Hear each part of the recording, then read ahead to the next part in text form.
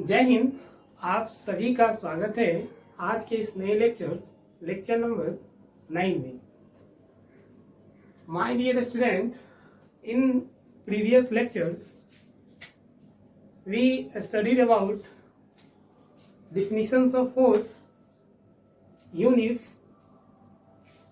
and dimensions.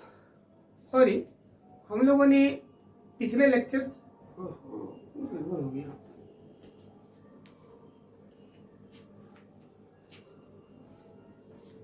Good morning to everyone.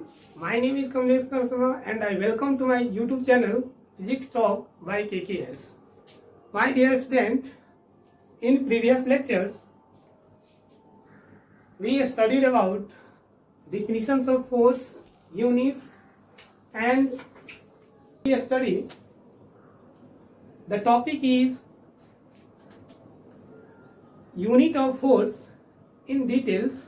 तो चलिए आज के इस नए लेक्चर्स में जो हम लोग पढ़ने वाले हैं वो है फोर्स के और भी कई तरह के यूनिट्स होते हैं, उस यूनिट को हम लोग को जानेंगे और देखेंगे कि उन कई यूनिट्स होते हैं, उन यूनिट के बीच का रिलेशन भी हम लोग देखेंगे। तो हम लोगों ने पिछले लेक्चर में फोर्स के यूनिट की बात की थी, बट उसमें हम लोगों ने डायमेंशन को छूट गया था। तो उस डायमेंशन को आप लिख लीजिए कि फोर्स का डायमेंशन क्या होती है।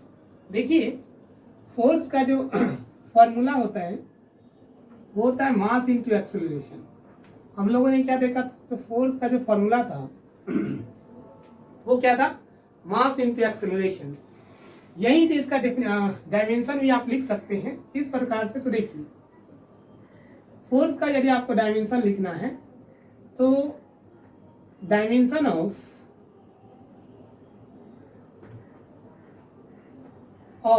फोर्स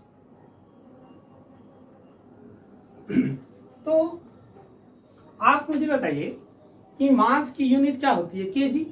और केजी एक मास है और मास को हम लोग क्या करते हैं, एम से डिनोट करते हैं। इसका सिंबल क्या होता है, एम। तो हम लोग लिखेंगे मास के लिए क्या लिखेंगे, एम। ठीक है।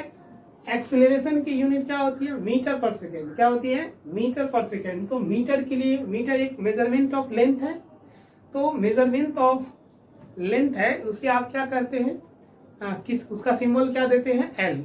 हम लोग लिखेंगे एल। उसके बाद पर सेकेंड आता है, तो पर सेकेंड यानी टाइम है, तो टाइम के लिए हम लोग क्या यूज करते हैं, सिंबल का टी। तो ये है आपका पर सेकेंड। ठीक है। अब इसी को थोड़ा सा कैलकुलेट इस तरह से लिख सकते हैं, m per second square M L T minus 2। ये है आपका डायमेंशन ऑफ फोर्स, यानी फोर्स की डायमेंशन क्या होती है, एम एल टी माइनस 2। अब बच्चों, जब आप फोर्स से रिलेटेड कोई न्यूमेरिकल आप करेंगे तो उसमें यूनिट काफी महत्वपूर्ण होती है। तो उसमें कई तरह के यूनिट्स होते हैं, जैसे हमने आपको ऐसा यूनिट बताया था, और ऐसा यूनिट में आपको एमकेएस यूनिट बताए थे, उसके बाद सीजीएस यूनिट बताए थे, है कि नहीं। और भी यूनिट होते हैं, ग्रेविटेशनल यूनिट बताए थे, है कि नहीं। ग्रेविटेशनल यूनिट हमने डायरेक्ट लिख दिया था, उसके जो ऐसा यूनिट होते हैं वो हमने एमकेएस यूनिट में केजीएफ लिखा था, फिर सीजीएस यूनिट में जीएफ लिखा था।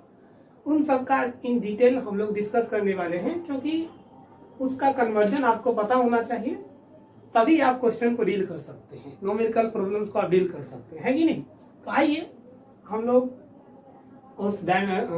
उस यूनिट को देखते हैं, फोर्स के उन डिफरेंट यूनिट को एक एक करके देखते हैं।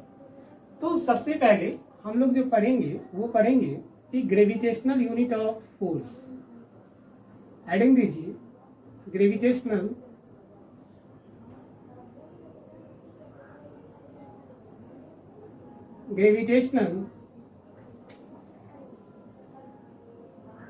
Unit of force.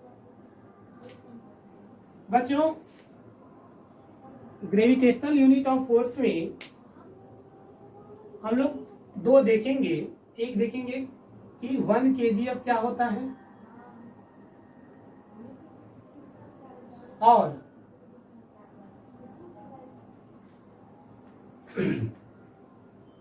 दूसरा हम लोग देखेंगे कि 1 gf क्या होता है। ठीक है, ये दो यूनिट्स हम लोग देखने वाले हैं। तो सबसे पहले अगर हम बात करें कि MKS यूनिट में, तो अगर हम MKS यूनिट देखें तो उसमें आ जाता है kgf। ठीक है, और जो CGS यूनिट होते हैं उसमें क्या आ जाएंगे, GF आ जाएंगे। ठीक है, तो सबसे पहले हम बात कर लेते हैं कि ऐसा यूनिट की। ऐसा यूनिट है ये सभी। ठीक है, इसमें हम लोग देख लेते हैं कि 1 kgf जो होता है ये क्या होता है, और ये कितने न्यूटन के इक्वल होता है, इस चीज को हम लोग देखेंगे, है कि नहीं।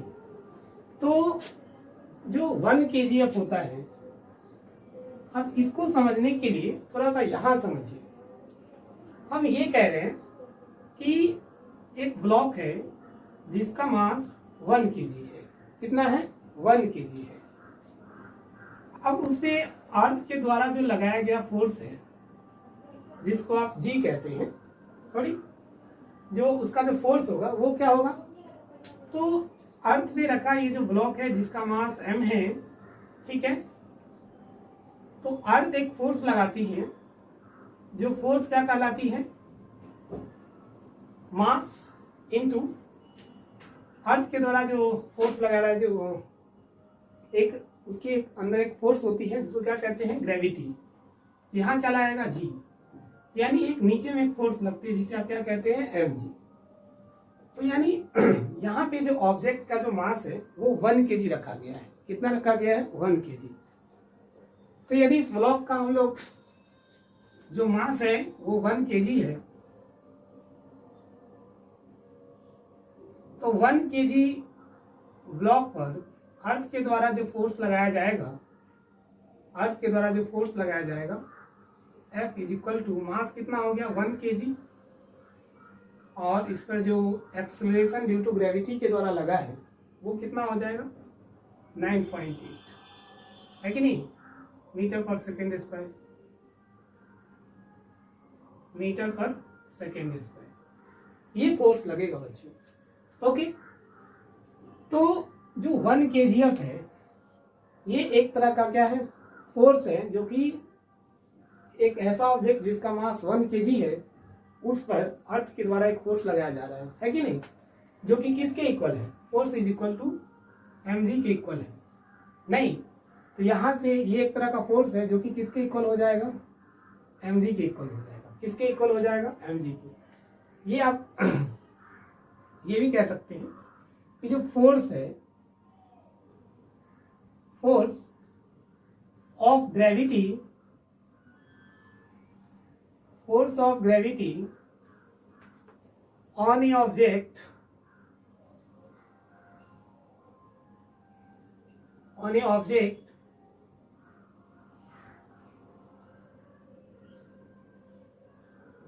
object of mass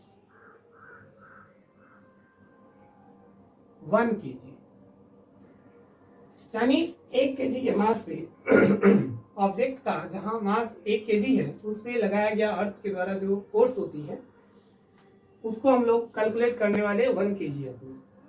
तो यहां से 1 kgf इज इक्वल टू,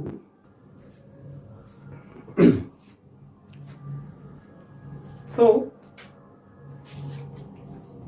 यहाँ जो एक्सेलरेशन है वो ड्यू टू ग्रेविटी है, तो हम लोग यहाँ पे एक्सेलरेशन ड्यू टू ग्रेविटी लिख लेंगे जी। ओके, यहाँ देखिए 1 kgf इक्वल टू मास कितना है हमारा, 1 kg है, मास कितना है 1 kg है, और g का जो वैल्यू होता है वो होता है 9.8 मीटर पर सेकेंड स्क्वायर। क्या होता है, जी कितना होता है 9.8 मीटर पर सेकेंड स्क्वायर होता है, ठीक है। तो यहां से 1 kgf is equal to 9.8 metre per second square आपको मिला। लेकिन ये तब था जब जी की वैल्यू 9.8 था। कितना था 9.8 आप रखे थे। यदि आप अगर जी का वैल्यू 1 kgf फोर्स, ठीक है, यदि आप जी के जगह पे कितना रख देते हैं 10 रखते हैं, तो ये हो जाएगा आपका 10 मीटर पर सेकेंड स्क्वायर जब आप जी का वैल्यू 10 रखते हैं। ओके, तो आप क्या देख पा रहे हैं कि जो 1 kgf है वो अगर हम जी का वैल्यू 9.8 लेते हैं तो 1 kgf कितना हो जाता है 9.8 मीटर पर सेकेंड स्क्वायर हो जाता है। जो 1 किलोग्राम फोर्स है, जो 1 किलोग्राम फोर्स है वो किसके इक्वल हो जाता है, ग्रेविटी के इक्वल हो जाता है। किसके इक्वल, ग्रेविटी के इक्वल हो जाता है। तो यहाँ से 1 kgf is equal to 9.8 metre per second square, या कह सकते हैं कि अगर जी का वैल्यू 10 लेना है आपको तो 1 kgf is equal to 10 metre per second square, ये 1 kgf के इक्वल हो गया, ठीक है। तो ये यूनिट हम लोगों ने देख लिया, ऐसा यूनिट था। ऐसा यूनिट में आप जीएफ,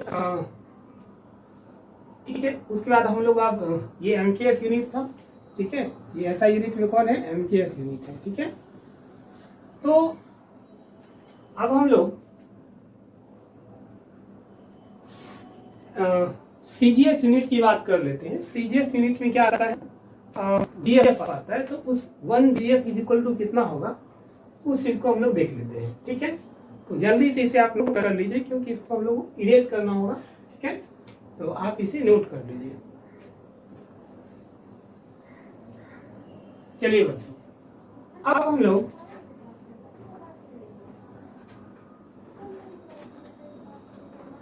देखिए जो सीजीएस यूनिट है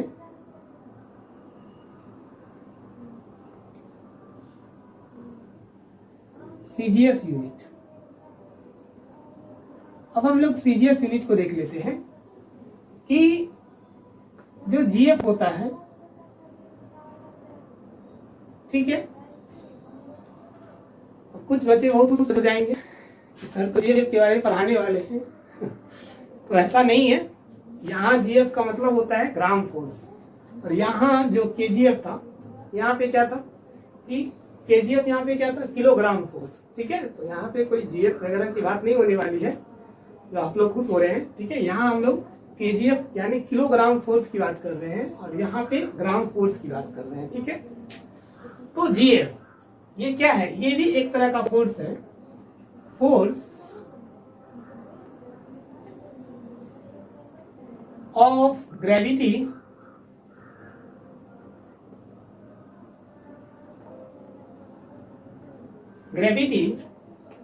on a object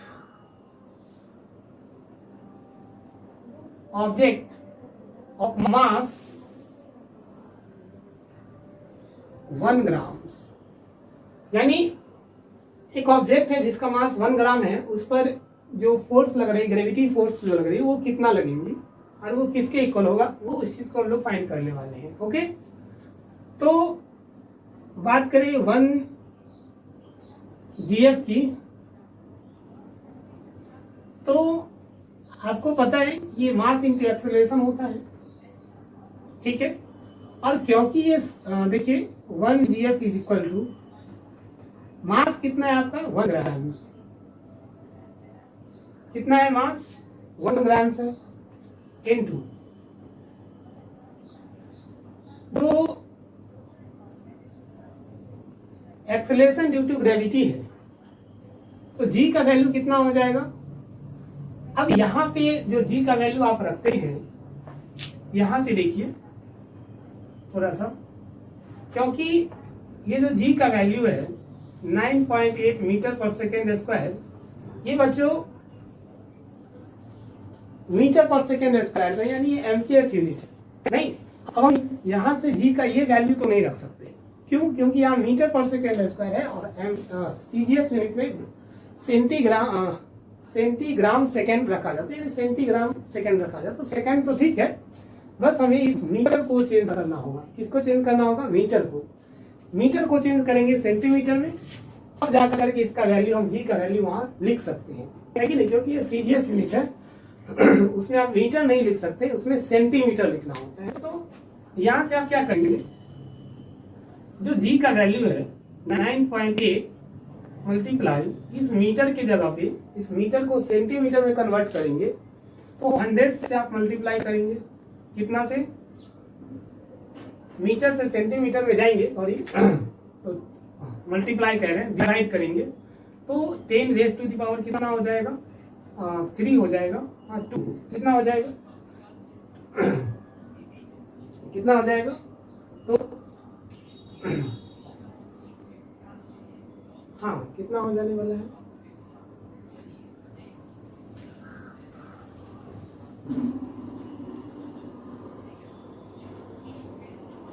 oh sorry, चलिए बच्चों, क्योंकि यहाँ पे मास कितना है? 1 ग्राम से, और जी का वैल्यू पुट करना है, तो जी का वैल्यू के लिए आप क्या कर सकते हैं? हमें पता है जी का वैल्यू कितना है, 9.8 मीटर पर सेकेंड स्क्वायर है। कितना है? 9.8 मीटर पर सेकेंड स्क्वायर है, ठीक है। तो आप ये वैल्यू तो वहां नहीं रख सकते, क्यों? क्योंकि ये वैल्यू जो है ये एमकेएस यूनिट की है, नहीं, यानी यहाँ मीटर पर सेकेंड स्क्वायर है, तो मीटर तो चलने वाला नहीं है। यहाँ पे हमें रखना होगा क्या चीज? सेंटीमीटर रखना होगा।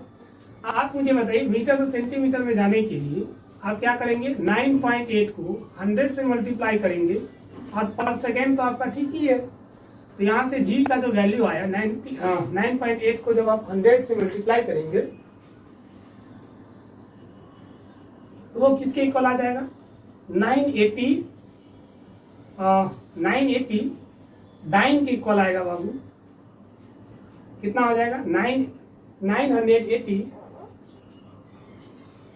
सेंटीमीटर पर सेकेंड स्क्वायर, ये होगा। कितना होगा? जी का जो वैल्यू होगा 980 सेंटीमीटर पर सेकेंड स्क्वायर होगा। अब ये वैल्यू यहाँ पे आप पुट कर दीजिए, तो यहाँ पे हम लोग लिखेंगे 980 सेंटीमीटर पर सेकेंड स्क्वायर। तो यहाँ से जो 1 GF आया वो कितना आ गया? तो आप ये कह सकते हैं कि 980 सेंटीमीटर पर सेकेंड स्क्वायर, ये है आपका 1 GF इज इक्वल टू, यानी 1 GF इज इक्वल टू कितना हो जाएगा? 980 सेंटीमीटर पर सेकेंड स्क्वायर है। और इसी को आप कहते हैं 1 GF is equal to 980 dyne के इक्वल हो जाता है।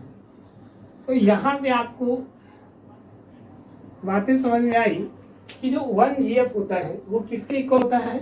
980 डाइन के इक्वल होता है। तो आप इससे पहले अगर किसी तरह का झोल है देख रहे हैं यहाँ पे, तो सतर्क हो जाइए। फिजिक्स आपको क्या कर रहा है? वार्निंग दे रहा है कि अगर एक भी GF है तो आपके पास जो डायन होने वाली है वो कितना होने वाली है? 980 डायन के इक्वल है। तो आप अगर किसी तरह का झोल किए हुए हैं तो उसको आप हटा दीजिए, क्योंकि फिजिक्स आपको क्या कर रहा है? वार्निंग दे रहा है कि नहीं? Sorry for joke. Okay, now तो 1 GF इज इक्वल टू कितना था? 980 डायन के इक्वल है, ठीक है। चलिए हम लोग ये देख लिए कि जो KGF क्या होते हैं, GF क्या होते हैं। नहीं, अब हम लोग ये देख लेते हैं इसका यूनिट न्यूटन में क्या होता है। नहीं, उस चीज को अब हम लोग देखते हैं। तो जल्दी से इसको नोट कीजिए। नीचे तो आप लोग नोट कर लिए होंगे, इसको हम लोग इरेज कर लेते हैं, ठीक है।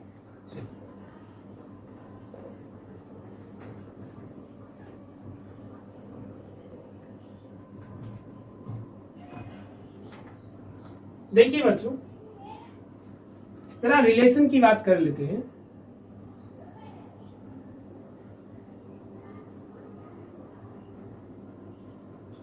रिलेशन की बात करें तो जो 1 GF होता है,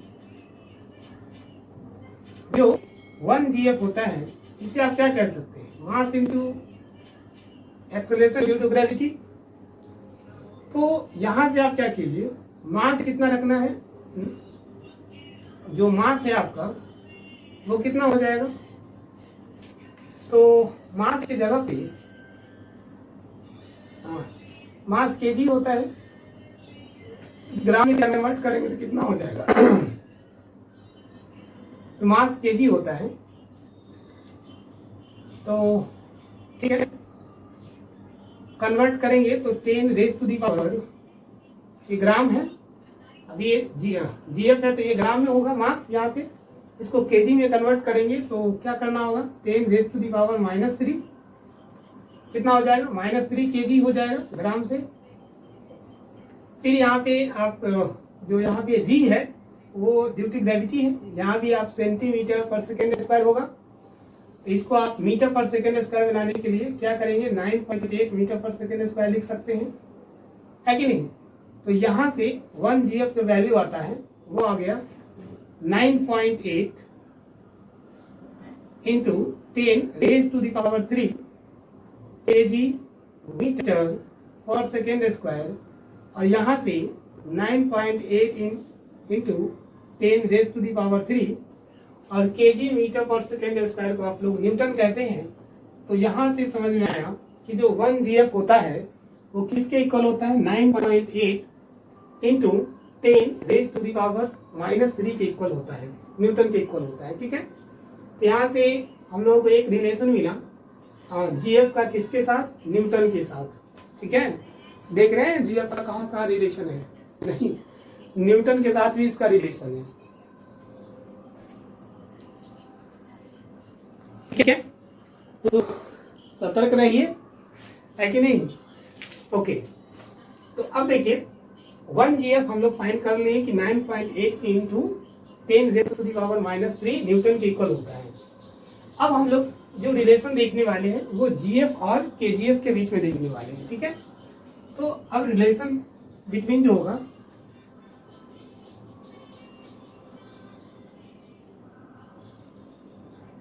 relation between KGF and GF के बीच में, देखिए रिलेशन फाइंड करने के लिए आपको इसके बराबर इसको प्रूव करना होता है कि नहीं। इसी तरह से हम लोग रिलेशन फाइंड करते हैं। तो 1 KGF जो है, बात आती है कि जो 1 KGF है वो कितने GF के इक्वल होंगे। 1 KGF जो है वो कितने GF के इक्वल होंगे। तो इससे अगर आपको प्रूव करना है तो पहले KGF से मुझे पहले जो है 1 KGF होता कितना है, तो पहले इसको देख लेते हैं, है कि नहीं। तो जो 1 KGF है जिसे आप मास इंटू एक्सेलरेशन इक्वल होता है, तो 1 KGF एक तरह का फोर्स है और हम लोग फाइंड कर चुके हैं कि 1 KGF किसके इक्वल होता है। 1 KGF 9.8 metre per second square के इक्वल होता है, KG metre per second, sorry 9.8 KG metre per second square के इक्वल होता है। तो 9.8 न्यूटन भी आप कह सकते हैं, है कि नहीं। तो 9.8 न्यूटन के इक्वल होता है। अब मुझे तो यहाँ क्या लाना है, GF लेके आना है, नहीं क्या करना है GF को लेके आना है, और GF कहीं और है मेरा सॉरी कहीं और है। उसे लाने के लिए मुझे क्या करना होगा, पहले GF को डाइन में कन्वर्ट करना होगा। पहले मुझे क्या करना होगा, इस न्यूटन को डाइन में कन्वर्ट करना होगा, फिर डाइन से हम लोग GF में कन्वर्ट कर लेंगे, ठीक है। तो इस 9.8 न्यूटन को आप क्या लिख सकते हैं, क्या जैसे फॉर एग्जांपल 2 kg होते हैं, तो क्या इसको 2 इंटू 1 kg नहीं लिख सकते। बिल्कुल ऑफकोर्स आप लिख सकते हैं। उसी तरह हम लोग यहाँ 9.8 जो न्यूटन है उसको हम लोग लिख देते हैं 1 न्यूटन। क्या लिख देते हैं 1 न्यूटन। और आपको ये पता है कि जो 1 KGF इज इक्वल टू, ये पता है कि जो 1 डाइन होता है वो 10 raise to the power 5 newton के इक्वल होता है। किसके इक्वल होता है? 10 raise to the power 5 newton के इक्वल होता है कि नहीं? तो यहां से आप क्या लिख सकते हैं? 9.8 और 1 न्यूटन के प्लेस पे आप क्या लिखेंगे? 10 raise to the power 5 newton, इतना लिख सकते हैं, है कि नहीं?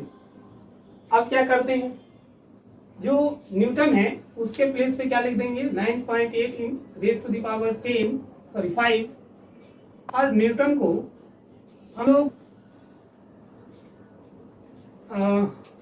क्या कर सकते हैं? सॉरी, न्यूटन लिख दिया, यहाँ पे डाइन होगा ना, ठीक है, ये डाइन हो जाएगा ना यहाँ पे। तो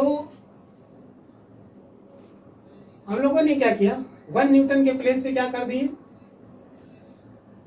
10 raise to the power 5 dyne के इक्वल हो गया, है कि नहीं? तो इस डाइन के प्लेस में हम लोग क्या लिख सकते हैं?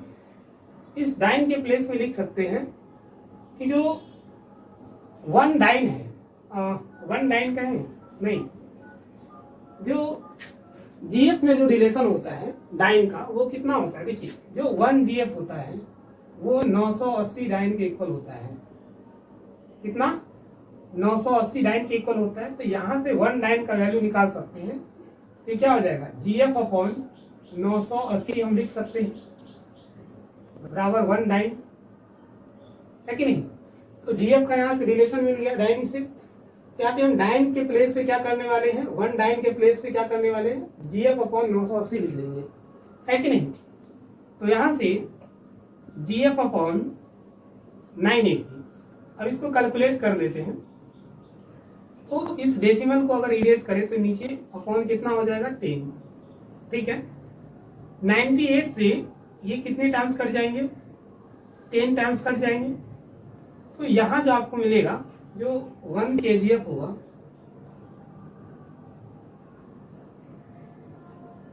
वो कितना मिलने वाला है? तो यहां हो जाएगा 10 रेज टू द पावर 5 और अपॉन में 10 10 जा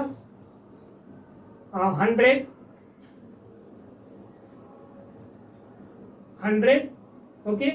यहाँ जीएफ, यहां से अगर इसको कैलकुलेट करते हैं तो आपको 10 रेज टू द पावर 3, जिसका मतलब होता है 1000 जीएफ के इक्वल हो जाएगा। तो ये रहा आपका रिलेशन केजीएफ में और जीएफ में, ओके। तो यहां से आपको पता चलता है कि जो 1 kgf होता है वो 1000 जीएफ के इक्वल होता है। किसके इक्वल होता है? 1000 जीएफ के इक्वल होता है। तो जितने भी हम लोगों ने बॉक्स में इसको बंद किया है वो सब आपके लिए इम्पोर्टेंट है। ये सब आपको जब आप न्यूमेरिकल सॉल्व कर रहे होंगे तब आपको ये क्या करने वाले हैं? हेल्प करने वाले हैं। तो आप इन सबको नोट कर लीजिए, ठीक है। उसके बाद हम लोग कंक्लूजन पर आते हैं कि इसका ओवरऑल कंक्लूजन क्या रहा, उस पे आते हैं। जल्दी से इसे नोट कीजिए, ठीक है, ओके। अब बात आती है कंक्लूजन की। तो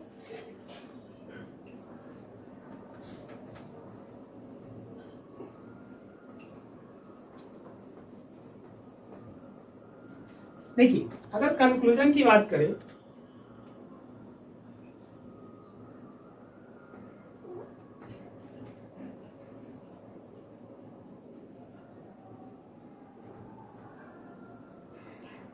अगर कंक्लूजन देखें तो हमने देखा कि जो फोर्स की जो एब्सोल्यूट यूनिट होते हैं, जी हाँ, उसे आप एब्सोल्यूट यूनिट ही कहते हैं, एब्सोल्यूट यूनिट ऑफ फोर्स, ठीक है, वो 2 होते हैं। एक हमने ऐसा यूनिट में देखा था जिसमें हम लोगों ने देखा कि जो KG metre per second square, दूसरा हम लोगों ने देखा सीजीएस यूनिट, इसमें हम लोगों ने ग्राम सेंटीमीटर पर सेकेंड स्क्वायर को देखा, है कि नहीं? और यही डाइन के इक्वल होता था, है कि नहीं? और ये न्यूटन के इक्वल होता था। ये न्यूटन के इक्वल होता था। उसके बाद हम लोगों ने देखा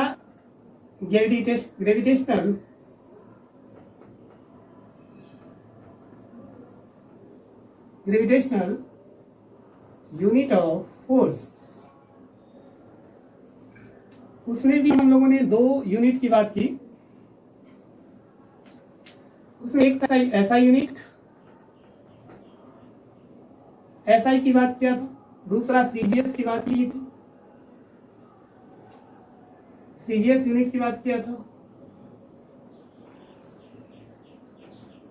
एसआई यूनिट में हम लोगों ने देखा कि इसका क्या होता है, केजीएफ होता है, और इसका जो सीजीएस यूनिट होता है वो जीएफ होता है।